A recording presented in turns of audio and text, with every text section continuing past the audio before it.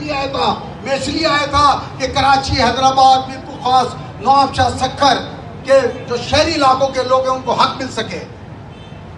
तो अब ये 2025 है, ये नहीं हो सकता कि 1992 की तरह तुम हमें तकसीम कर दो, कहो ये फला शख्सियत का आदमी है, ये फला शख्सियत का आदमी है। नहीं, आज एमकेएम का कारकुन एमकेएम के साथ खड़ा है। मैं इसीलिए ये बात जब बंद कमरे में कह रहा था तुम मेरी बात नहीं मान रहे थे।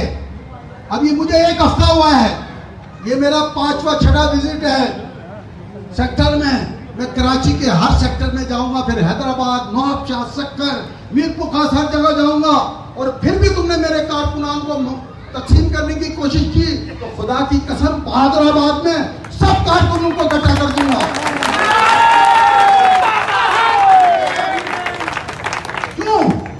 क्यों? ये तहरीक शोधा की तहरीक है। नहीं चलेगा ये कि चंद लोग आए और तफरी करके चले जाएं।